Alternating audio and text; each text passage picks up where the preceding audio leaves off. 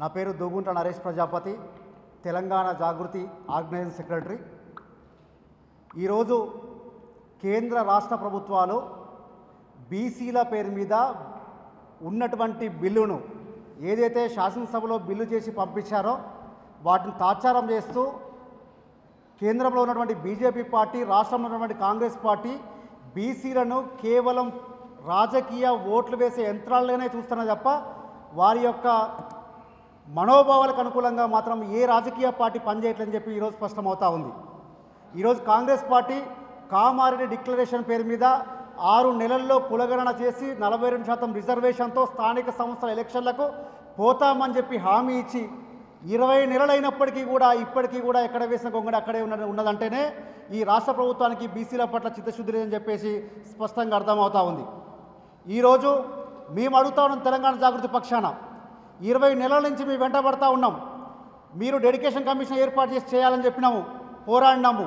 అసెంబ్లీలో బిల్లు పెడితే 2-3 బిల్లు పెట్టండి, లేకపోతే సాంకేతికంగా సమస్యలు వచ్చే అవకాశం ఉంటుంది, కోర్టులో ఆగిపోయే అవకాశం ఉంటుందని చెప్పి మేము ఆ రోజు పోరాడినాము.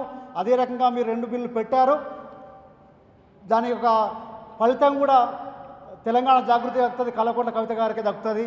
ఆ పోరాట ఫలితం కూడా, పోరాటం యొక్క విలువ కూడా. ఇంకొక విషయం ఏంటంటే, ఈ రాష్ట్ర ప్రభుత్వము ఎంతసేపటికి కూడా కులగణన చేసినామని చెప్పి మాట్లాడుతూ ఉంది, కానీ ఏ కులగణనలో ఏ కులం వాళ్ళు ఎంతమంది అని చెప్పి ఏ ఒక్క గ్రామ సచివాలయం పెట్టిన సందర్భాలు లేవు. అంటే మళ్ళొకసారి ప్రజలను మోసగించే ప్రయత్నాలు చేస్తూ ఉంది ఈ రాష్ట్ర ప్రభుత్వము. దాంతోపాటుగా కామారెడ్డి డిక్లరేషన్లో వారు ఇచ్చిన హామీలు ఏంటంటే ఎంబీసీకి ప్రత్యేక మంత్రి శాఖ ఏర్పాటు చేస్తా అన్నారు. దీనికి ఏ రాష్ట్రపతి అనుమతి అవసరం లేదు కదా. మరి ఎందుకు ఈ రాష్ట్ర ప్రభుత్వం దానికి నిర్ణయం తీసుకోలేకపోతా ఉంది? నిజంగా ఈ రాష్ట్ర ముఖ్యమంత్రి చిత్తశుద్ధి ఉన్నట్లయితే ఎంబీసీ రాష్ట్ర శాఖని, మంత్రి శాఖని ఎందుకు ఏర్పాటు చేయట్లని చెప్పి మేము జాగృతి పక్షాన సూటిగా ప్రశ్నిస్తూ ఉన్నాం. అదే రకంగా ఈరోజు జిల్లా కేంద్రాలలో 50 కోట్లతోని జయశంకర్ ఐక్యతా భవనాలు, బీసీ ఐక్యతా భవనాలు ఏర్పాటు చేసి దాంట్లోనే ప్రెస్ క్లబ్లు, దాంట్లోనే హాళ్ళు అన్నీ ఏర్పాటు చేసి లైబ్రరీలు ఏర్పాటు చేస్తూ ఉన్నారు. కానీ ఏ ఒక్కడు కూడా ముందు పడలేదు. అంతేకాకుండా ఈరోజు ప్రతి మండల కేంద్రాల్లో 50 దుకాణాలు ఏర్పాటు చేసి వృత్తి కులాల వాళ్ళకందరికీ కూడా ఉచితంగా ఇస్తామని చెప్పి ఈ కాంగ్రెస్ పార్టీ హామీ ఇచ్చింది. కానీ అక్కడ కూడా ఒక్క అడుగు ముందు పడే సందర్భాలు లేవు. ఇప్పటికీ మేము డిమాండ్ చేస్తూ ఉన్నాం, 42% రిజర్వేషన్ల దిశగా మీరు అడుగు ముందుకు వేయకపోతే రాహుల్ గాంధీ ప్రధానమంత్రి అయిన తర్వాత చేస్తామని మీరు అనుకుంటే మాత్రం రాహుల్ గాంధీకి కూర్చు దొరకడం పక్కన పెడితే మీ ముఖ్యమంత్రి కూర్చు ఊడగొట్టే బాధ్యత తెలంగాణ బీసీలు తీసుకుంటా చెప్పేసి నేను ఈరోజు పత్రికాముఖంగా తెలియజేస్తూ ఉంటా ఉన్నాను.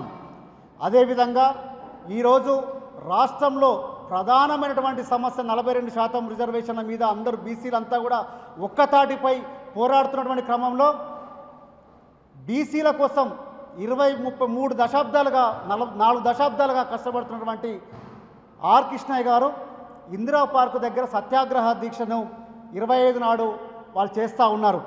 కాబట్టి వారికి మా తెలంగాణ జాగృతి పక్షాన, బీసీ కులాల పక్షాన వారికి సంపూర్ణ మద్దతు తెలియజేస్తూ ఉన్నాము. అవసరమైతే వారికి డైరెక్ట్ ప్రత్యక్షంగా వీరికి సంఘీభావం కూడా తెలియడానికి మేము ముందుకుంటామని చెప్పేసి తెలియజేసుకుంటూ, ఇంకొక ప్రధానమైనటువంటి సమస్య ఏంటంటే సంచార జాతరలో ఉన్నటువంటి సమస్య. దానికి మన దగ్గర సంచార జాతర రాష్ట్ర అధ్యక్షులు కోల శ్రీనివాస్ గారు వచ్చారు, వారు మాట్లాడతారు. నా పేరు కోల శ్రీనివాస్, తెలంగాణ సంచార జాతర రాష్ట్ర అధ్యక్షుడిని, అదేవిధంగా పూసల సంఘానికి రాష్ట్ర అధ్యక్షుడిని. గత 25-26 సంవత్సరాలుగా తెలంగాణ రాష్ట్రంలో సంచార జాతర సంఘాన్ని ఏర్పాటు చేసుకొని ఎన్నో ఉద్యమాలు చేయడం జరిగింది. గతంలో తెలంగాణలో ఉన్న సంచార జాతులకు శ్రీనివాసం ఏర్పరచాలని, ఇప్పుడు ముఖ్యంగా ఈరోజు సమావేశం జరపడానికి ఈ ప్రెస్ మీట్ కారణం ఏంటంటే, ఈ నెల 31వ తారీఖున తెలంగాణ సంచార జాతుల విముక్తి దినోత్సవాన్ని రాష్ట్ర ప్రభుత్వం అధికారికంగా ప్రకటించాలి. ఎందుకంటే మొత్తం భారతదేశంలో కూడా సంచార జాతుల దినోత్సవం జరుపుకుంటున్నారు. కొన్ని రాష్ట్రంలో, మహారాష్ట్రలో కానీ పక్క రాష్ట్రాలు ఉన్న కొన్ని రాష్ట్రాల్లో అధికారికంగా ఏదైతే పూలే జయంతి, ఈ జయంతులు ఏ విధంగా జరుపుకుంటున్నారో అదేవిధంగా సంచార జాతుల విముక్తి దినోత్సవాన్ని కూడా రాష్ట్ర ప్రభుత్వం జరపాలి. సుమారుగా 75 కులాల వరకు ఉన్న సంచార జాతులు, బీసీ కులాల్లో ఉన్న సంచార జాతులు, ఏదైతే సంచార జాతుల్లో ఉన్న ఈ చేతి వృత్తుల కాకుండా బొమ్మలాట వాళ్ళు కానీ, అదేవిధంగా అలంకరణ వస్తువులు అమ్ముతున్న పూసల కులం కానీ, అదేవిధంగా వడ్డెర కానీ, మందులు అమ్మే మందుల జాతి కానీ, అంటే రాష్ట్రంలో తెలంగాణలో తెలంగాణని గుర్తింపు తెచ్చే కులాలు అయితే అవే సంచార జాతి కులాలు. వారు ఊరు బయట గుడారాలు వేసుకొని జీవనం గడుపుతున్నారు. వారికి శ్రీనివాసం ఏర్పరచాలని ఎన్నో రకాలుగా ఎన్నో ధర్నాలు చేసినాం. ఇప్పుడు ఏదైతే జరుగుతుందో రాష్ట్ర ప్రభుత్వము ఈ మధ్యకాలంలో ఎంబీసీ అని పెట్టడం జరిగింది. ఆ ఎంబీసీ అనేది మేము ఎప్పుడు కోరుకోవడం లేదు. ఎంబీసీ కులాలను సపరేట్గా చేయండి. ఎంబీసీ కులాల్లో ఉన్న కానీ కుమ్మరి కానీ, మా ఏదైతే నాయి బ్రాహ్మణ కానీ, రజక కానీ, ఈ కులాలకందరికి ఎంబీసీకి ఇవ్వండి. కానీ మా సంచార జాతులు ఉన్న కులాలను ఎంబీసీగా ప్రకటించడం నిజంగా దురదృష్టకరం. ఈ సంచార జాతుల ఎంబీసీ కులాలను కూడా డిఎన్టీలుగా గుర్తించి వారికి డిఎన్టీ సర్టిఫికేట్లు తమిళనాడులో ఇస్తున్న మాదిరిగా డిఎన్టీ సర్టిఫికేట్లు ఇస్తే మా జీవన విధానంలో కూడా మార్పు వస్తుంది. ఎస్సీ ఎస్టీ ఏ విధంగా ఉందో అదేవిధంగా సంచార జాతులకు కూడా డిఎన్టీ కమిషన్ ఆ రోజు ఏదైతే ట్రైబల్గా దొంగలుగా పరిగణిస్తూ బ్రిటిష్ ప్రభుత్వము మమ్మల్ని అందరూ కూడా సంచార జాతులు దొంగలుగా, ఎందుకంటే ఆ రోజు బ్రిటిష్ ప్రభుత్వానికి వ్యతిరేకంగా దేశం కోసం పోరాటం చేసిన ఏదైతే కులాలను అవే సంచార కులాలు. ఆ రోజు సంచార కులాలను అన్నిటి కూడా అప్పుడు ప్రభుత్వం కూడా దొంగలుగా పరిగణించి మమ్మల్ని దూరం చేయడం జరిగింది. కానీ మళ్ళీ స్వతంత్రం వచ్చినాక 1950లో కూడా 50 ఆగస్టు 31న సంచార జాతులకు విముక్తి జరగడం జరిగింది. అదే విముక్తి దినోత్సవంని రాష్ట్ర ప్రభుత్వం అధికారికంగా ప్రకటించాలి. అదేవిధంగా కేజీ టు పీజీ వరకు కూడా సంచార జాతులందరికీ కూడా ఉచిత విద్యను ఇవ్వాలి. ఎలాంటి ఎంట్రన్స్ లేకుండా జీవనంగా వీరికి అందరికి కూడా కేజీ టు పీజీ వరకు కూడా ఇవ్వాలని మేము ఒక డిమాండ్ చేయడం జరుగుతుంది. అదేవిధంగా ఆర్థిక విషయంలో కాకుండా రాజకీయం కూడా వీరికి, ఎందుకంటే పోటీ చేసే తత్వం లేకుండా వీరికి 10% రిజర్వేషన్ అడుగుతున్నా. వీరికి ఇప్పుడు వచ్చే రాష్ట్ర ప్రభుత్వం ఇచ్చే నామినేట్ పోస్టులో కూడా వీరు రాజకీయ ప్రాతినిధ్యం ఇస్తే కనీసము మా వాళ్ళు ఉన్నారు, మా రాజకీయంగా మా వాళ్ళు ఉన్నారు, మా గోత వినడానికి ఒక నాయకుడు ఉన్నాడు అనే విధంగా సంచార జాతుల కార్పొరేషన్ ఏర్పాటు చేయాలి. అదేవిధంగా కార్పొరేషన్ ఏర్పాటు చేయడం కాదు, సంచార జాతులకు ఎంబీసీకి రాష్ట్ర ప్రభుత్వం ఏదైతే మంత్రిత్వ శాఖను ఏర్పాటు చేస్తాను అన్నదో అది నిజంగా చిత్తశుద్ధి ఉంటే రాష్ట్ర ప్రభుత్వం వెంటనే ఈ ఎంబీసీ సంచార జాతులకు ఒక మంత్రిత్వ శాఖను కూడా ఏర్పాటు చేయాలని కోరుతున్నాం. కానీ ఈరోజు రాష్ట్ర ప్రభుత్వం కానీ కేంద్రంలో Balakrishna Renke commission, Ananthasayan commission, Anantharaman commission కానీ, పుట్టస్వామి కమిషన్ కానీ, ఇన్ని కమిషన్లు వేసినా కానీ అవి బుట్ట దాఖలుగానే ఉన్నాయి. కేంద్ర ప్రభుత్వం 10% రిజర్వేషన్ కల్పించాలని కూడా బాలకృష్ణ రేణుక కమిషన్ వేసినాక రీసెంట్గా జస్టిస్ రోహిణి కమిషను ఓబీసీ వర్గీకరణలో కూడా సంచార జాతులకు ప్రత్యేక హోదాను కల్పించాలని కూడా రిపోర్ట్ ఇవ్వడం జరిగింది. అయినా కేంద్ర ప్రభుత్వం కూడా ఇంతవరకు కూడా సంచార జాతులకు కూడా ఎలాంటి రిజర్వేషన్ కల్పించలేదు. గతంలో కేంద్రంలో ఉన్న మోడీ గారు కూడా ఏమన్నారు, మేము డిఎన్టీ హై అన్నారు. 500 పైన ఉన్న దేశంలో 500 పైన సంచార కులాలకు ఒక నాయకుడు వచ్చిండు, అదే మోడీ సంచార జాతి అని అందరం హ్యాపీగా పోయినాం. కానీ మోడీ వచ్చిన తర్వాత కూడా మాకు ఎలాంటి న్యాయం కూడా జరగలేకపోయింది. ఆయన కనీసం ఆయన వచ్చిండు, మా సంచార జాతులకు వచ్చిండు, మా నాయకుడు వచ్చిండు, ఒక మంత్రిత్వ శాఖ బీసీ మంత్రిత్వ శాఖను ఏర్పాటు చేశారు, అది కూడా జరగలేకపోయింది. కానీ అతి త్వరలో మేమైతే ఏదో ఉద్యమం చేయాలనుకుంటున్నామో నిజంగా రాష్ట్ర ప్రభుత్వం చిత్తశుద్ధి ఉంటే ఈ నెల జరిగే 31వ తారీఖున జరిగే సంచార జాత విముక్తి దినోత్సవాన్ని అధికారికంగా ప్రకటించాలి. దానికి ప్రత్యేకమైన ఫండ్ను రిలీజ్ చేయాలి. లేకపోతే మాత్రం నిజంగా అదే 31వ తారీఖు రోజు మేము జరిపే ధర్నా కార్యక్రమంగా అన్ని కులాలను కలుపుకొని ఈరోజు నిజంగా ఒక్కసారి ఆలోచించండి. రాష్ట్రంలో జరుగుతున్న 42%లో సంచార జాతుల వాటా ఎంత ఉంది? ఈరోజు అడిగింది అమ్మాయినా అన్నం పెట్టదు. ఈరోజు రాష్ట్ర ప్రభుత్వము ఏదైతే చేస్తుందో అది నిజంగా న్యాయంగా ఉందా? బీసీ లోపల 42% అన్నప్పుడు మేమందరం కూడా రాష్ట్రంలో నిజంగా ఒక బీసీ ప్రభుత్వం వస్తుంది, బీసీలకు న్యాయం జరుగుతుంది, కామారెడ్డి డిక్లరేషన్ వచ్చింది, కామారెడ్డి లోపల రాహుల్ గాంధీ చెప్పాడు, రాహుల్ గాంధీ చెప్తే మేమందరం కూడా గొర్రెల మందల్లాగా చెప్పిన దాన్ని నమ్ముతాము.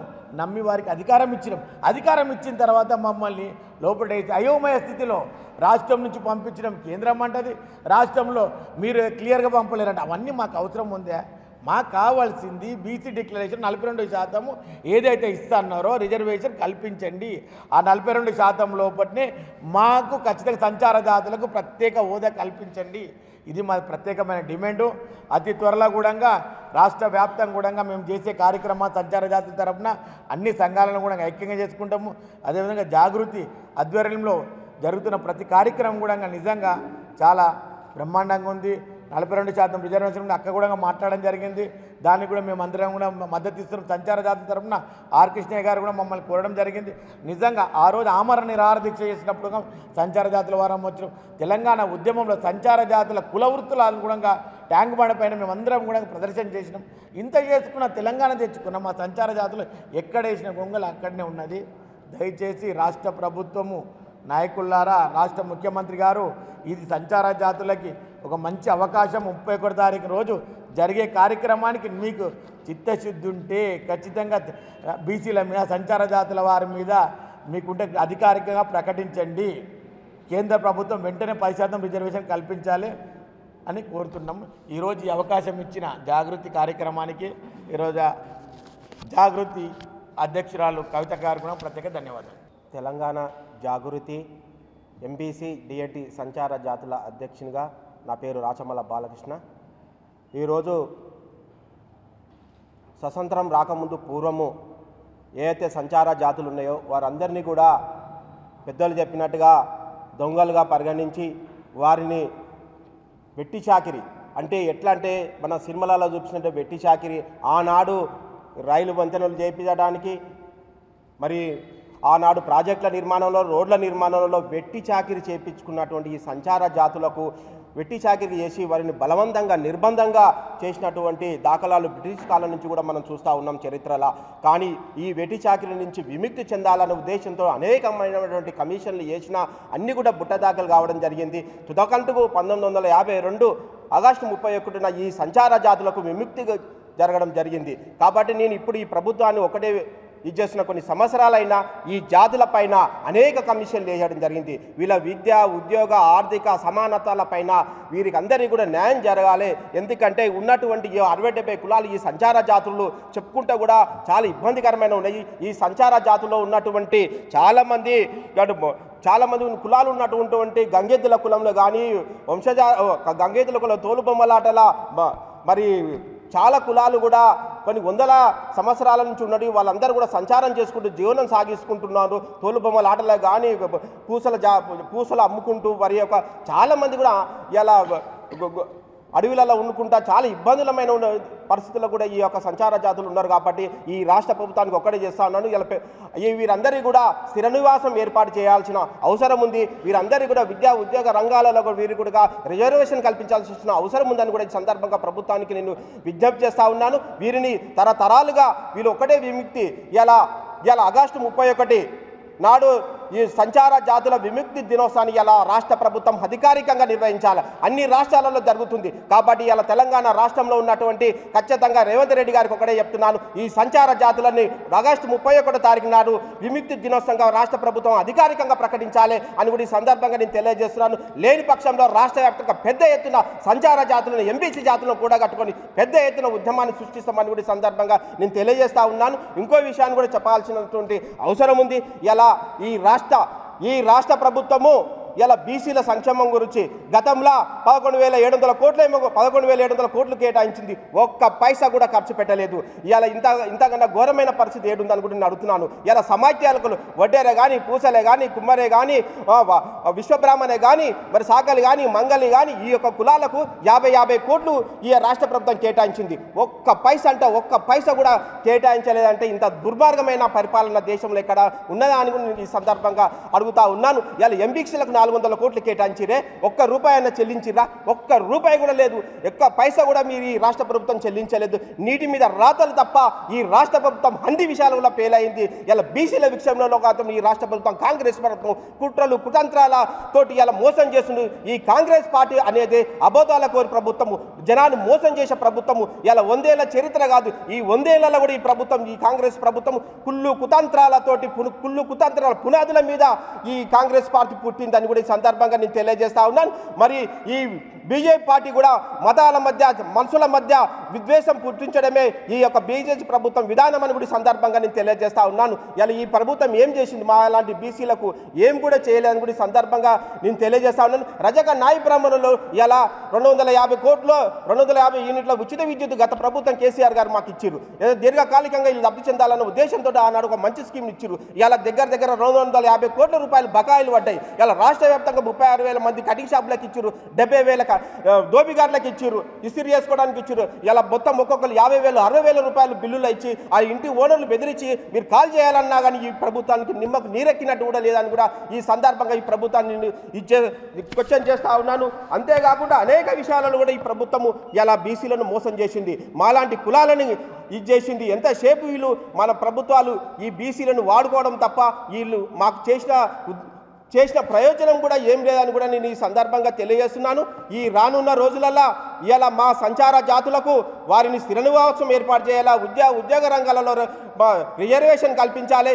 ఇలా ఆగస్టు 31 తారీఖు నాడు ఇలా రాష్ట్ర వ్యాప్తంగా ఈ రాష్ట్ర ప్రభుత్వం అధికారికంగా ఈ యొక్క విముక్తి దినోత్సవాన్ని విముక్తి జాతుల దినోత్సవాన్ని అధికారికంగా చేయాలని కూడా ఈ జాగృతి తరపున ఈ యొక్క రాష్ట్ర ప్రభుత్వాన్ని హెచ్చరిస్తా ఉన్నాను. ఇలా రాష్ట్రంలో 2 సంవత్సరాల కాలంలో అన్ని సమస్యలు ఉన్నాయి. అన్ని సమస్యల గోదాంలో ఇవాళ తెలంగాణ రాష్ట్రం ఉంది. ఇవాళ రాష్ట్ర ప్రభుత్వాలు, రాష్ట్రంలో ఉన్న జనం ఒకటే ఆలోచిస్తూ ఉన్నారు. ఇవాళ ఏముంది, ఏ ప్రభుత్వాలు కాదు, ఏ పార్టీలు కూడా ఇలా ప్రజల సమస్యలు పరిష్కరించే తోవలో లేవు. ఒకటి కవితక్క గారి నాయకత్వంలో జాగృతి ఒకటే సమస్యల పరిష్కారం చేస్తారు. ఒక సమస్యను తీసుకురంటే వాళ్ళు పెరగకుండా పోరాటం చేసి సమస్య పరిష్కారమయ్యేంత వరకే ఒక జాగృతి సంస్థని పనిచేస్తుందని ఇలా రాష్ట్ర ప్రజలు, తెలంగాణ ప్రజలు గమనించారు. కాబట్టి అందుకే వెల్లువలాగా సమస్యలు ఇలా రాష్ట్ర కేంద్ర కార్యాలయానికి, కవిత అక్క గారి ఆధ్వర్యంలో ఉన్న కార్యాలయానికి కొన్ని లక్షల దర్యాప్తులు వస్తున్నాయి, లక్షల వినతి పత్రాలు వస్తున్నాయి. మీరైతేనే ఈ సమస్యల పరిష్కారానికి కృషి చేస్తారు తప్ప ఇవాళ రాష్ట్రంలో ఏ ప్రభుత్వము, ఏ పార్టీలు కూడా సమస్యలను ఎవరు కూడా పరిష్కరిస్తలేరు. ఒక జాగృతి మాత్రం చేస్తుంది. అది కవితక్క గారి నాయకత్వంలో సమస్యల పరిష్కారానికి కృషి చేస్తుందని ఇలా తెలంగాణ ప్రజలందరూ కూడా జాగృతి వైపు చూస్తున్నారంటే ఇలా కవితక్క గారు పోరాట పటిమని కూడా ఈ సందర్భంగా తెలియజేసుకుంటూ, నాకు ఈ అవకాశం ఇచ్చినటువంటి పెద్దలందరికీ మరొకసారి ధన్యవాదాలు తెలియజేసుకుంటూ, ప్రభుత్వం ఖచ్చితంగా ఆగస్టు 31 నాడు విముక్త దినోత్సవం జరపాలి. అధికారికంగా లేని పక్షంలో ఎంపీసీ, బీసీల సంచార జాతులను అందరూ కూడా కూడగట్టుకొని రాష్ట్ర వ్యాప్తంగా ఊరు, మండలం, జిల్లా కేంద్రం వైపు కూడా పెద్ద ఎత్తున పోరాటం చేస్తామని కూడా ఈ సందర్భంగా ఈ రాష్ట్ర ప్రభుత్వాన్ని మా కులాల తరఫున హెచ్చరిస్తా ఉన్నాను. సంచార జాతుల విముక్తి దినోత్సవం ప్రభుత్వం అధికారికంగా ప్రకటించకపోతే మరి జాగృతి బీసీ తరఫు నుండి మేము పెద్ద ఎత్తున మరి వ్యతిరేకిస్తున్నాం. ఈరోజు ఒకవేళ మీరు గాన అధికారికంగా చేయకపోతే మరి ప్రతి జిల్లాలో తిరిగి మరి ఉద్యమాలు చేసి జాగృతి తరఫు నుండి మేము పెద్ద ఎత్తున ఖండిస్తాం. మరి ఈ యొక్క జాగృతి బీసీ తరఫు నుండి మేము ఒకటే డిమాండ్ చేస్తున్నాం. మరి బీసీలకు ఏదైతే పోరాటాలు చేస్తున్నారో, మరి గతంలో ఇన్ని పార్టీలు ఉన్నాయి, బీసీలకు ఏ న్యాయం చేసినా ఏ దాఖలాలు లేవు. మరి ఇప్పుడు మరి కవితక్క గారు గత 2 సంవత్సరాల నుంచి బీసీ ఉద్యమాన్ని ఆమె సొంత భుజస్కంధాలపై నడిపిస్తూ మరి అన్ని సబ్బండ కులాలను మరి దగ్గరకు తీసుకొని మరి అణగారిన కులాలను కూడా మరి దగ్గర తీసి వాళ్ళకు మంచి హోదా ఇస్తూ మరి మీరందరూ కూడా నాయకులు కావాలని చెప్పేసి మంచి నాయకత్వంలో మేము పనిచేయడానికి మేము సిద్ధంగా ఉన్నామని చెప్పేసి అన్ని కులాలు కూడా ఏకతాటిపైకి వస్తున్నారు. మరి ఏదైతే పార్టీలకు ధీటుగా మరి జాగృతి సంస్థ అన్ని శాఖలు కూడా మరి అన్ని విభాగాలను కూడా నియమించడం జరిగింది.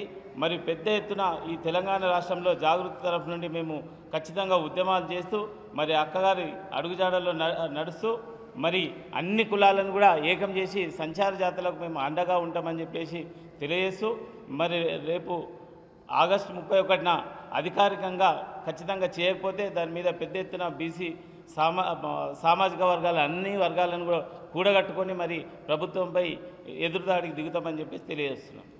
అందరికీ నమస్కారం. ఈరోజు సంచార జాతుల విముక్తి దినోత్సవాన్ని ప్రకటించాలని చెప్పేసి జాగృతి ఆధ్వర్యంలో ఈ పత్రికా సమావేశం ఏర్పరచుకోవడం జరిగింది. మరి మనకు స్వతంత్రం రాకముందు ఈ సంచార జాతులను ఒక డెకైటీగా, ఒక క్రిమినల్స్గా, ఒక దొంగలుగా చూసేవారు బ్రిటిష్ కాలంలో. అలాంటిది మనకు స్వతంత్రం వచ్చిన తర్వాత మరి ఈ కులాలను సంచార జాతులుగా గుర్తించి మరి వీళ్ళని ఎస్సీ ఎస్టీ బీసీలలో ఇట్లా కలపడం జరిగింది. మరి ఇలాంటి సంచార జాతులు దాదాపు మరి 40 లక్షల మంది ఉన్నారు.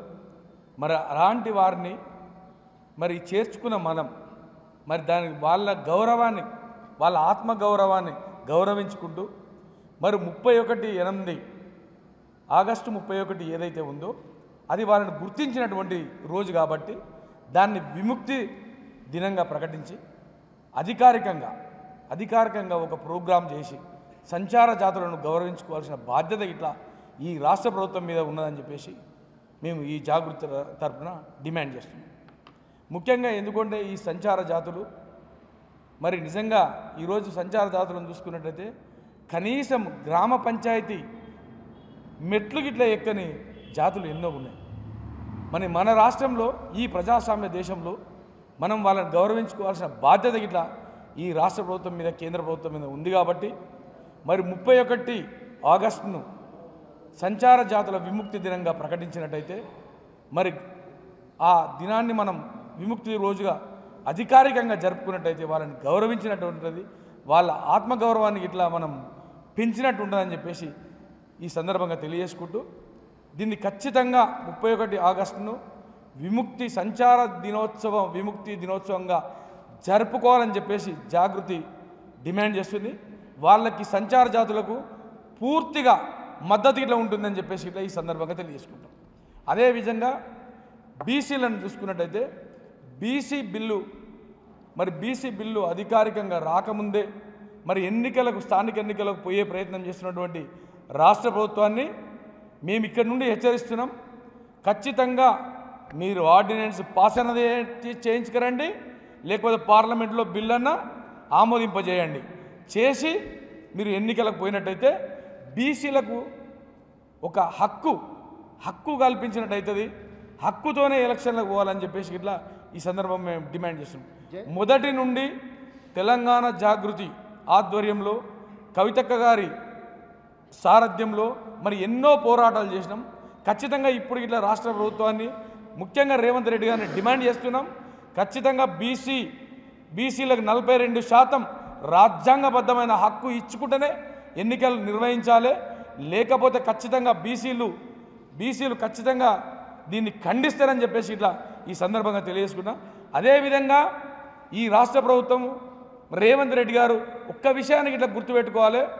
మీరు ఆ రోజు కామారెడ్డి డిక్లరేషన్లో 42% రిజర్వేషన్ బీసీలకు అన్నప్పుడు ఓన్లీ ఉద్యోగ, విద్య, రాజకీయమే కాదు, ఇంకా కాంట్రాక్టులో గిట్లా 42% బీసీలకు ఇస్తాన సంగతి ఇట్లా మీరు మర్చిపోద్దని చెప్పేసి ఇట్లా ఈ సందర్భంగా తెలియజేసుకుంటున్నా. కాంట్రాక్ట్ ఏదైతే ఈ రాష్ట్రంలో జరిగిన బడ్జెట్లో కాంట్రాక్ట్లు ఇచ్చిన దాంట్లో ఇట్లా 42% నువ్వు బీసీలకు రిజర్వేషన్ ప్రకారం ఇస్తా అని చెప్పినావు. ఆ విషయాన్ని ఇట్లా మర్చిపోయినావు. దాదాపు ఈరోజు ఈ రాష్ట్ర ప్రభుత్వం 90,000 కోట్ల వరకు మరి వెచ్చించింది రాష్ట్ర బడ్జెట్లో. మరి వెచ్చించిన బడ్జెట్లో మీరు బీసీలకు ఎన్ని కాంట్రాక్టులు ఇచ్చిరో చెప్పాల్సిన బాధ్యత ఇట్లా మీ మీద ఉందని చెప్పేసి ఇట్లా ఈ సందర్భంగా తెలియజేస్తున్నాం. కాబట్టి రాష్ట్ర ప్రభుత్వాన్ని, రేవంత్ రెడ్డి గారిని ముఖ్యంగా డిమాండ్ చేస్తున్నాం. ఖచ్చితంగా బీసీలకు ఆర్డినెన్స్ తెచ్చి 42% ఇస్తావా, లేకపోతే పార్లమెంట్లో బిల్లు పెట్టి 42% ఇస్తావా? ఏది చేసైనా సరే ఈ బీసీలకు 42% రిజర్వేషన్ ఇచ్చిన తర్వాతనే స్థానిక ఎలక్షన్లకు పోవాలని చెప్పేసి తెలంగాణ జాగృతి డిమాండ్ చేస్తుంది. లేకపోతే ఖచ్చితంగా దీన్ని ఎదుర్కొనే ప్రయత్నాలు ఇట్లా చేస్తామని చెప్పేసి ఈ సందర్భంగా తెలియజేసుకున్నాం. అదేవిధంగా బీసీల గొంతుకై ఈరోజు తెలంగాణలో బీసీ ఉద్యమాలు చేస్తున్నటువంటి ఏకైక సంస్థ తెలంగాణ జాగృతి. ఆ సంస్థను ఎవరు విమర్శించినా కానీ నిజంగా చాతగాక విమర్శిస్తున్నారు అనుకుంటాం. మీరు ఎన్ని రాళ్ళు వేసినా మేము వాటిని పూలగా స్వీకరిస్తాం. మీరు పూలు వేస్తున్నారు అనుకుంటున్నాం. ఖచ్చితంగా బీసీలకు అండా ఉంటాం. 42% రిజర్వేషన్ సాధించే వరకు ఇట్లా మేము వదిలిపెట్టమని చెప్పేసి ఈ సందర్భంగా తెలియజేసుకుంటున్నాం. జై తెలంగాణ. అందరికీ నమస్కారం. నా పేరు మేక లలిత యాదవ్. నేను తెలంగాణ జాగృతి మహిళా ఉపాధ్యక్షురాలనే. ఏదైతే ఈరోజు సంచార జాతులది విముక్తి దినోత్సవం ఆగస్టు 31న ఏదైతే చెయ్యాలి, విముక్తి అధికారికంగా ప్రకటించాలని ఏ రాష్ట్ర ప్రభుత్వాన్ని కోరుతురో అది బేషరతుగా కూడా కంపల్సరీ రాష్ట్ర ప్రభుత్వం దీన్ని అంగీకరించాలి. ఏదైతే సంచార జాతులు ఆనాడు మా గొల్ల కుర్మలు కూడా ఎస్ఎన్టీ రిజర్వేషన్ రాక గతంలో మహారాష్ట్రలో కూడా ఉంది ఎస్ఎన్టీ సెమీ నొమాడిక్ ట్రైబ్స్ అని. ఆ రిజర్వేషన్ కూడా మాకు కల్పించాలి.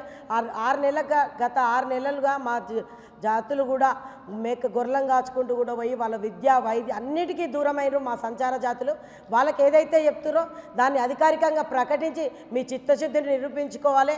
ఏదైతే రేవంత్ రెడ్డి గారు మీరు ఏదైతే బీసీలకు ఇస్తానా కూడా ఏది చేసినా కూడా బీసీలకు అన్యాయమే చేసిరు. అన్ని రకాలుగా మహిళలకు కానీ అన్ని రకాలుగా యువతులకు కాలేజీ పిల్లలకు కానీ దాన్ని కానీ అన్నీ ఏదైతే హామీలు ఇచ్చిరో ఏ ఒక్కటి కూడా మీరు సక్రమంగా చేయలేరు. ఈ 20 నెలల కాలంగా అనేక జరుగుతున్నాయి, అనేక మహిళల మీద దాడులు జరుగుతున్నాయి, ఎన్నో చిన్న పిల్లలను కూడా ఈరోజు వదిలిపెట్టాలి పరిస్థితి కలిగింది. మొత్తం వ్యవస్థ మొత్తం కుంటుపడిపోయింది. మీ పాలన అన్ని మీ హోమ్ మినిస్టర్ అన్నీ మీ దగ్గరే పెట్టుకొని ఈరోజు మొత్తం పాలన కుంటుపడేసి మీరు మాత్రం ఢిల్లీకి మాత్రం 52 సార్లు లెక్క పెట్టుకుంటారు. మంచి అర్ధ సెంచరీ కూడా కొట్టేసారు. మొత్తం సెంచరీ దిశగా కూడా పోవడానికి ప్రయత్నిస్తారు. కనీసం రాష్ట్రం మీద చిత్తశుద్ధితోటి రాష్ట్ర ప్రజల మీద కానీ మా సంచార జాతుల మీద కూడా కొంచెం మనసు పెట్టి ఆలోచన చేయండి. ఏదైతే ఆగస్టు 31వ తారీఖు మీరు అధికారికంగా ప్రకటించకపోతే ఏదైతే ధర్నా చేస్తారో దానికి మా తెలంగాణ జాగృతిని కూడా సంపూర్ణ మద్దతు తెలుపుతాం. ప్రతి ఒక్కరూ ఎస్టీలు బీసీలకు ఏది చేసినా కవితక్క పోరాటం వల్లనే చేస్తుంది. అన్ని కులాలను కూడా ఇలా ఎస్సీ ఎస్టీలే కానీ సంచార జాతులు కానీ బీసీలకు కానీ ప్రతి ఒక్కరికి తెలంగాణ జాగృతి అండగా నిలుస్తుంది. మా కవితక్కను కూడా మేము అదే రకంగా మా కవితక్క కూడా మా అందరం బీసీల తరఫున కూడా అండగా నిలుస్తామని కోరుకుంటూ ఈ అవకాశం ఇచ్చిన నాకు ధన్యవాదాలు. జై బీసీ. జై బీసీ.